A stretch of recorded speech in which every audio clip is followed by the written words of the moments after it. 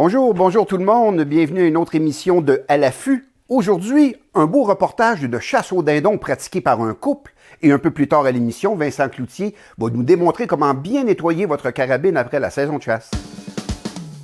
Vous reconnaître cette queue de moineau? J'aime bien ce moineau. T'aimes bien ce moineau, hein? Savais-tu que dans les années 80, voire même début 90, il était très rare au Québec? Oui, puis je me souviens, moi, j'avais été chassé aux États-Unis, le chevreuil, on va dire, il y a longtemps. Puis j'avais arrêté chez de la parenté d'un de mes amis qui avait plein de queues de dindons partout, un dindon en paillot complet. Puis je disais, qu'est-ce qu'ils ont les Américains à triper là-dessus, cet oiseau-là? Finalement, c'est... Maintenant, il y a un engouement vraiment palpable au Québec, autant pour l'achat des fusils, des munitions, et la dernière statistique de chasse, on prétend que 50% de succès de chasse, ça veut dire qu'il y a à peu près 5 chasseurs sur 10 qui ont du succès à la chasse au dindon sauvage. On a le droit à 2 maintenant, Exactement. tout dépendant des zones. Oui, puis l'automne également, puis etc. Donc, on voit qu'il y a une libéralisation un peu de cette chasse-là. Mais pourquoi je t'en parle aujourd'hui, Vincent? Parce qu'évidemment, présence d'un oiseau, ça l'attire aussi des chercheurs. Hein? Oui.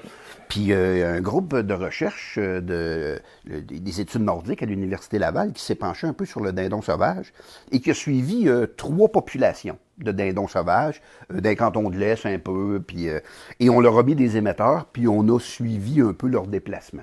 Et ils ont publié les résultats de leurs recherches.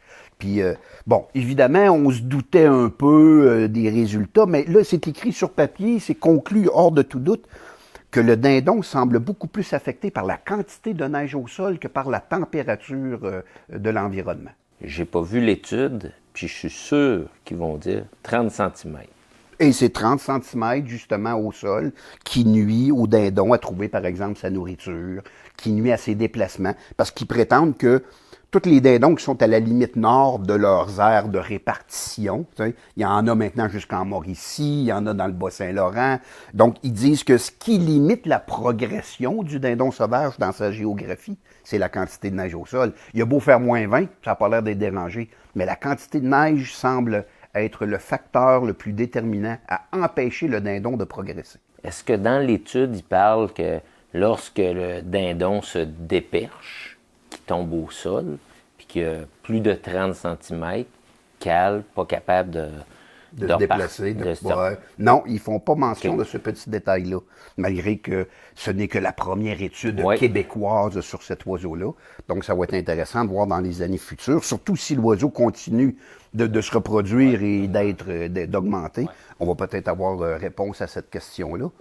Mais tant qu'à parler d'études, ce qui a attiré mon attention également, tu sais, avec les changements climatiques, Vincent, on entend parler, ça fait la manchette, les feux de forêt. Hein? Oui.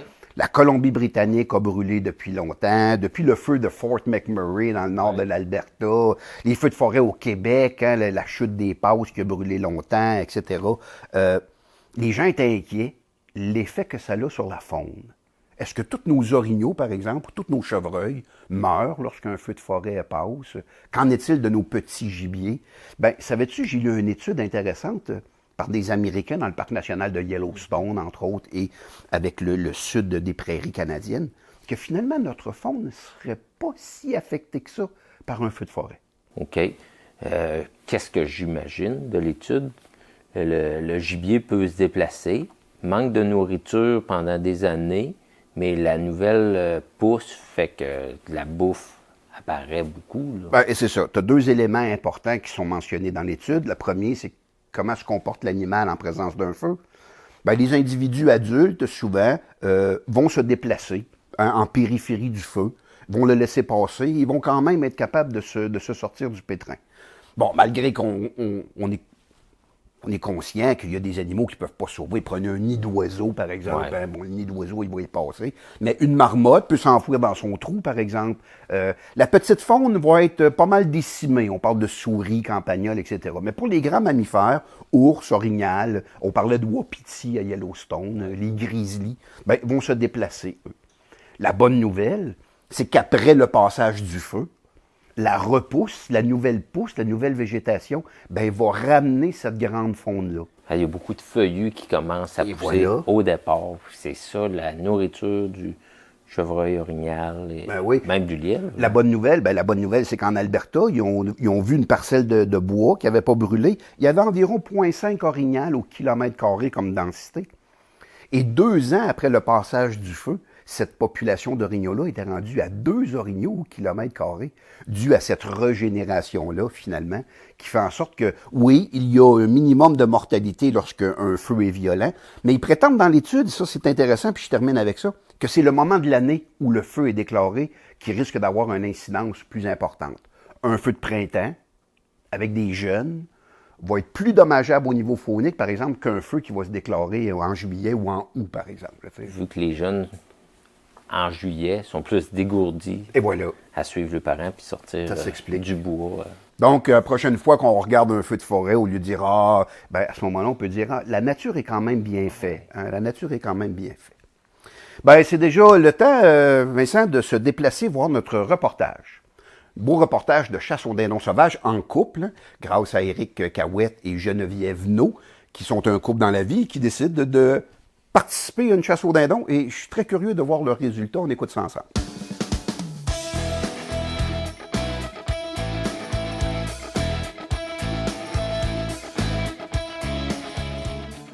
Petite chasse aux dindons matin. On m'en va là avec ma blonde, Geneviève.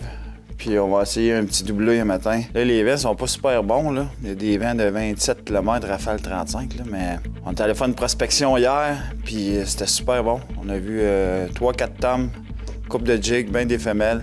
T'as mis tom un matin, c'est important. Notre porte-chance. Notre porte-chance. On décolle ça, on s'en va essayer ça.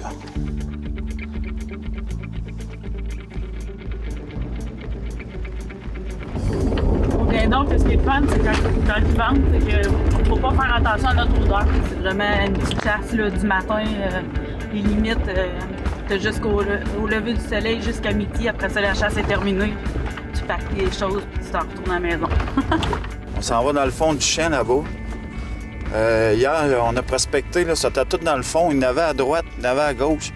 À gauche, c'est là qu'on a vu nos tomes. Puis il y en avait à droite, mais ça s'en allait vers notre gauche. Quand on est parti, ils ont attendu un peu. Fait que pour moi, tout est transféré là.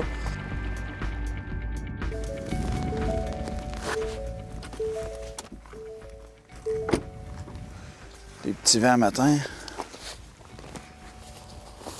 Là, on va juste faire un petit son de corneille un matin, juste voir les localiser, là, s'ils sont pas drettes. En haut de ce qu'on a fait notre cache hier. Là. Des fois, ça marche pas, des fois, ça marche. Fait que ça nous dit à peu près, des fois, ils vont répondre. Un petit câble à corneille tout simple, là.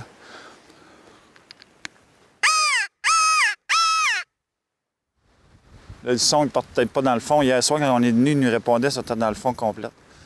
Fait qu'au moins, on sait qu'ils sont pas proches là, ou qu'ils répondent pas pantoute. On va préparer nos carabines, on va pogner nos décoils, on va les placer ça là-bas à bonne distance, malgré le vent. Mais d'après moi, dans notre carreau là-bas, c'est un carreau à part. D'après moi, on n'aura pas trop de vent là-dessus. C'est quand même des rafales de 35 km. Là. Fait qu'on s'en va là.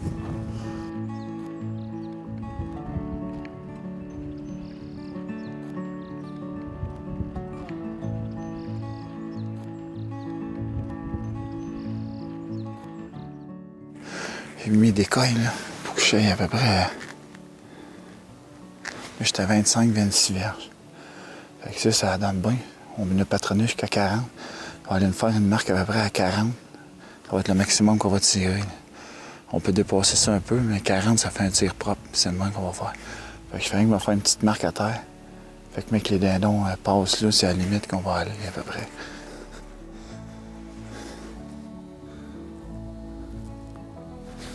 On va se mettre à peu près ici, le maximum. Là.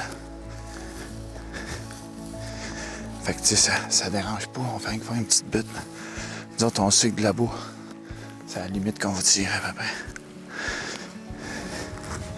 Et voilà, on va s'installer, on va être prêt.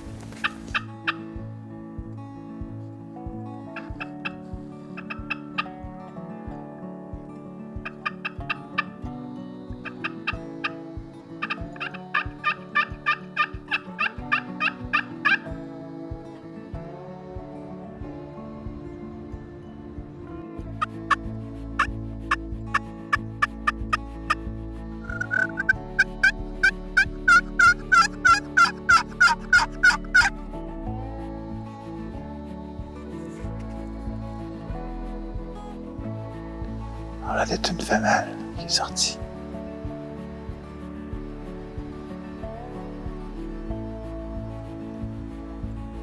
Elle est dure à voir, là. C'est une petite bête noire, là. Mais c'est pas grave, c'est une femelle.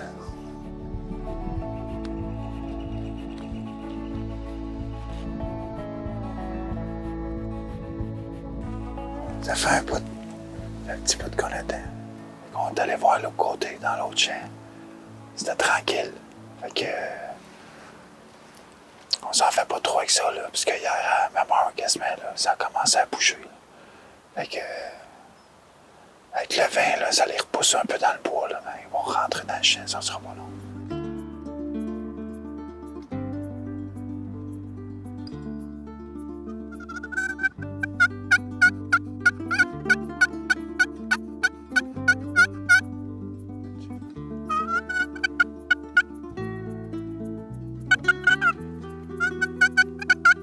À gauche, il y en a 3.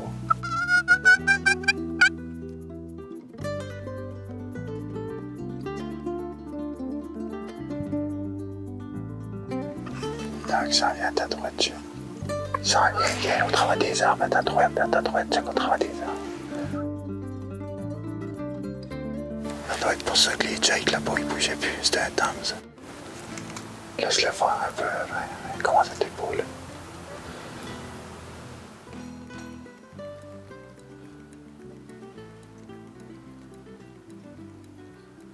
Laisse-le aller. C'est prêt.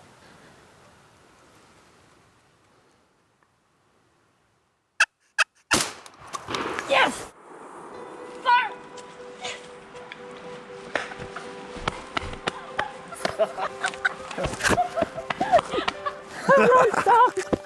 Un autre temps.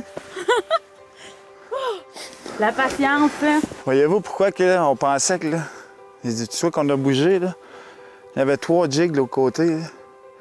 On s'est dit peut-être ça a bougé, tu sais, on est quand même du monde. Là. Il dit on a-tu bougé pas? C'est à cause que le gros temple ça venait là-bas. On le voyait pas, mais quand il se gonfle là-bas, c'est des jigs.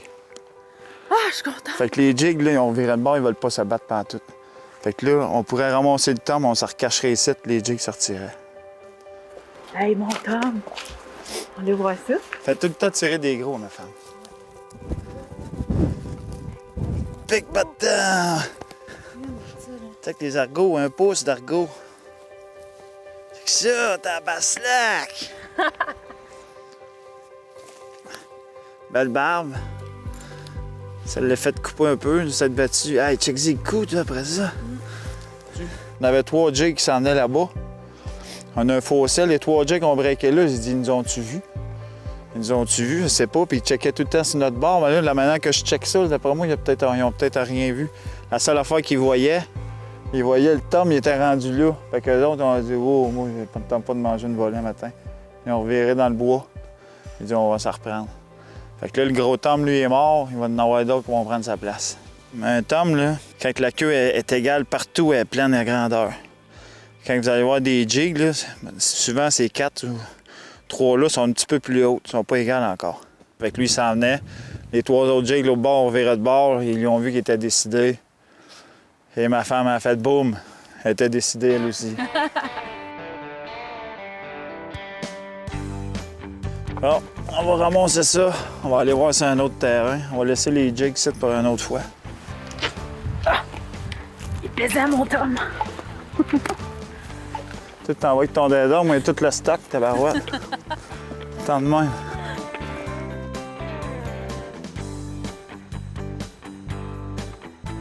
Bon, une autre place qu'on va essayer.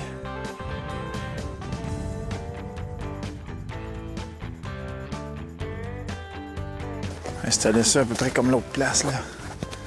25 verges à peu près, là. Le gars, il a l'œil, ça arrive ici.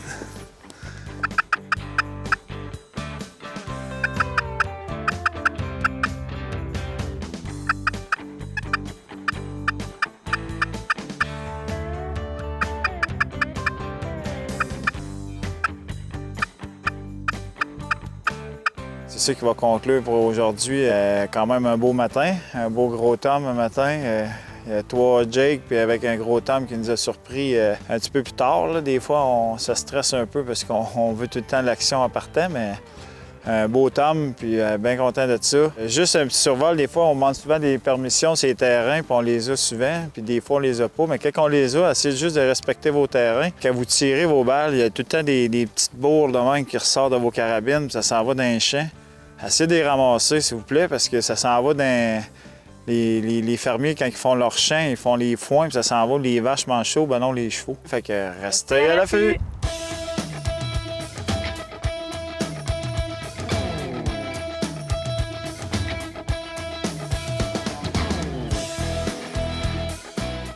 Beau reportage, c'était le fun de voir un couple à la chasse. Il y a une belle récolte d'un beau dindon. Oui, oui. Personnellement, j'aurais peut-être placé mes appelants un peu plus tôt, mais d'après moi, c'est un petit problème peut-être de caméra ou de luminosité. Oui. Un film de chasse, c'est pas toujours facile à faire. Moi, j'aime ça m'installer à grosse noirceur. Oui, c'est ça. Pour être sûr que s'il est perché d'un arbre pas loin, qu'il ne me voie pas placer des appelants. Exactement, exactement. Mais en tout cas, je trouvais ça intéressant. T'sais, autant qu'on est venu décourager, qu'autant hey, ils reviennent, puis là, la chasse se fait. J'aime ça, c'est soubresauts. On est à la fin de notre saison de chasse, Vincent. Je reviens avec ma carabine. Écoute, là, j'ai eu de la pluie, des fois de la neige fondante. Il a fallu même que je me mette à quatre pattes, m'emmener en dessous du sapinage, checker des affaires. Évidemment, mon arme, c'est un outil. Oui. Et sans dire qu'elle est maganée, mais elle a besoin d'un nettoyage d'après-saison. Elle a besoin d'un peu d'amour, que j'appelle. OK, oui, j'aime ça. C'est sûr que quand j'embarque sur mon arme à feu après la chasse, je le fais peut-être, ça me prend une demi-heure. Je me dis, je le fais tranquillement, je le fais comme il faut. On le fera pas parce qu'on n'a pas une demi-heure. OK. Mais je vais vous expliquer les grosses lignes que je trouve hyper importantes à faire avec notre arme. À base, il faut être à l'aise de nettoyer notre arme à feu. Si on n'est pas à l'aise, il y a des places spécialisées qui vont le faire. Là, ah oui, pour nous autres, sans problème. C'est le fun à savoir, ça. Oui, puis écoute, ça se fait par du monde. Oui. Fait que on peut faire notre nettoyage de base sans problème. Première chose que je pense, moi, avant de la mettre dans le râtelier, c'est que je le vois trop souvent arriver 6 mois plus tard, 1 an plus tard, les gens avec le munitions dans le chargeur. Qu'est-ce que ça fait? Ça écrase le ressort. Ça écrase le ressort. Fait que si on pense à long terme, bien, notre ressort est écrasé, la balle va moins bien monter. Donc, qu'est-ce qui va arriver? Ils vont tirer une balle, la deuxième balle ne montera pas bien. Fait que ça va prendre un nouveau chargeur. Un chargeur, ça peut jouer entre 40 et 100 $, tout dépendant de la compagnie. Parce qu'on ne veut pas que notre carabine devienne une carabine à un coup. Non, c'est ça. À l'investissement qu'on fait. À l'investissement qu'on fait. Je comprends. Donc, on enlève nos munitions. Autre chose que j'aime faire avant de commencer, j'enlève ma crosse. Complètement. Oui, OK. Il peut avoir coulé de l'eau, il peut avoir eu des graines. Je veux la nettoyer comme il faut. Mon canon, pas juste le dessus, je veux le nettoyer au complet. Souvent, une crosse de carabine, c'est 2-3 vis à démancher. Maximum. On enlève ça, on met ça de côté. Donc, quand on est rendu à nettoyer notre extérieur ou intérieur, qu'on aille tirer ou pas, j'aime bien faire les deux. L'intérieur, l'extérieur. Je commence par ôter mon mécanisme que j'ai déjà enlevé. En l'occurrence, un verrou. Un verrou. Ça s'enlève assez facilement. Oui. Souvent, ils ont, on va dire, une petite planche sur le côté, tout dépendant de la marque. Si vous n'êtes pas à l'aise, on est capable de l'ouvrir complètement pour nettoyer le ressort, mais à part si on tire beaucoup... Oui, c'est ça. C'est pas une opération normale. Non. On fait ça si on est à l'aise et on a les outils. Ouais. Donc, notre crosse est enlevée. Je veux nettoyer l'extérieur ou l'intérieur. Première chose, je nettoie mon intérieur de canon. Je prends la brosse d'après mon calibre que j'ai. Dans ce cas-ci, c'est une 270 WSM. Fait que je prends ma brosse, je nettoie. Il y a différents kits. Il y a des kits universels avec des petites baguettes qu'on visse une dans l'autre. Okay. J'aime bien utiliser Moi aussi. Une baguette, une pièce. Ça, là. Recouvert de téflon. Donc, ça n'abîme pas l'intérieur du C'est canon. ça. Elle est de la bonne longueur. Tu peux visser à peu près n'importe quel embout au bout de la baguette. Et ce qui est bien important, c'est qu'elle est à pivot comme ça, qui fait qu'elle va tourner selon les rayures de ta carabine. Elle va suivre les rainures de la carabine avec notre brosse. Fait qu'on est sûr de bien nettoyer l'intérieur. Merveilleux. Plusieurs personnes pensent qu'en passant notre petite brosse calibre pour 270 WSM à l'intérieur de notre canon est parfaitement nettoyé. Mais on oublie un point. Oui, la brosse est la grosseur, on va dire, du projectile. Oui. Mais la chambre ici, la brosse passe comme dans le vide. Oui, parce que la douille est beaucoup plus grosse que le plomb. Oui. Et là, la douille, on l'a mis dans nos poches, en déchargeant, elle est tombée à terre.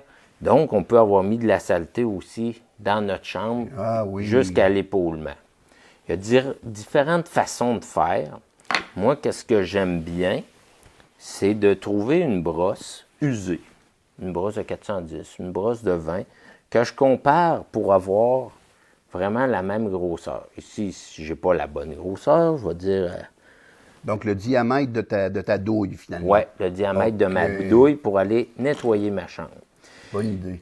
Qu'est-ce que j'aime faire, parce que je le fais depuis longtemps, je prends une perceuse, que je mets une baguette dessus, courte, avec la brosse de la bonne grosseur, puis je regarde un peu ma longueur de ma cartouche complète, puis je viens nettoyer la chambre. Je ne suis pas... pleine vitesse. Non, non. C'est vraiment pour nettoyer avec une brosse que j'aime bien user pour ne pas maganer ma chambre. Donc, c'est comme si tu polissais ta chambre et tu enlevais toutes les impuretés. Je finis souvent avec, je vais l'appeler une mop, de la bonne grosseur. Ça, c'est vraiment pour la polir. Là je peux y aller un petit peu plus vite pour qu'elle soit parfaitement nettoyer ma chambre parce que je trouve que c'est important. C'est pas bien nettoyé. L'année d'après, on tire un coup. Voyons, tabarouette. La douille reste collée. La douille reste collée. Puis là, par hasard, il faut tirer un deuxième coup. Excellent truc, Vincent. C'est vrai que c'est des endroits qu'on ne pense pas de nettoyer. Est-ce que tu es en mesure, toi, par exemple, de nettoyer des armes qui sont amenées comme ça pour rendre service? Oui. Les verrous, j'aime bien les faire moi-même. Côté levier semi-automatique, je fais affaire avec mon armurier. C'est un petit peu plus touché. J'aime bien que ça soit super bien fait. Merci beaucoup, Vincent, pour ces excellents conseils. Je suis sûr qu'on va mettre ça en pratique.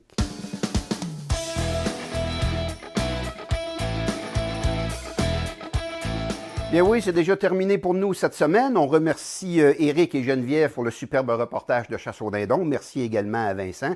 Et nous, on se dit une prochaine. On reste à l'affût.